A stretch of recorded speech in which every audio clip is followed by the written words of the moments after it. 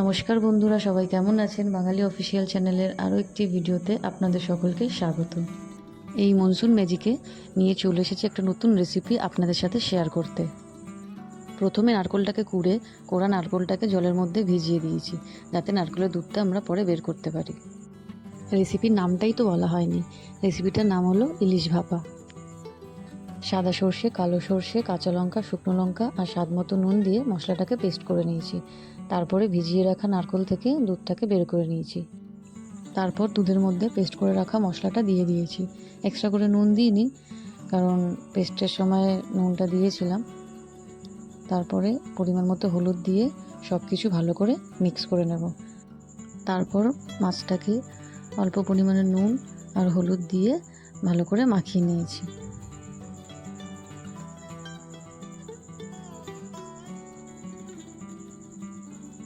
মাখিয়ে রাখা মাছটা একে একে করে মিক্স করে রাখা মশলার মধ্যে দিয়ে দিয়েছি। তারপর কয়েকটা লঙ্কা ওপর থেকে দিয়ে দিয়েছি, যাতে দেখতে সুন্দর লাগে।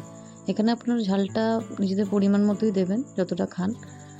আমরা একটু ঝালটা খেতে ভালোবাসি, তাই আমি ঝাল ঝালভাবেই বানিয়েছি। তারপর ওপর থেকে পরিমাণ মতো সর্ষের তেল দিয়ে দিয়েছি।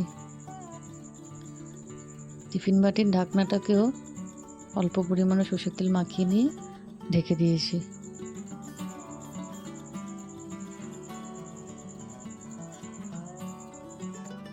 কড়াইয়ের মধ্যে নেট বসিয়ে পরিমাণ মতো জল দিয়ে ডাব্বাটাকে বসিয়ে ভালো করে ঢেকে দিয়েছি। মিডিয়াম হিটে 20 থেকে 25 মিনিট রাখার পরেই নামিয়ে নিয়েছি। আপনারা সকলেই ইলিশ ভাপা খেয়েছেন, তবে এইভাবে একবার বানিয়ে খাবেন, দেখবেন ভালো লাগবে। আমার ইলিশ ভাপা একদম রেডি। কত সুন্দর দেখতে হয়েছে দেখুন, খেতেও কিন্তু দারুণ টেস্ট হয়েছিল। বৃষ্টি ভেজা ওয়েদারে গরম গরম ভাতের সাথে ইলিশ ভাপা জাস্ট জমে গেছিলো। ভিডিওটা তাহলে এখানেই শেষ করছি। See you in the next video. Thank you.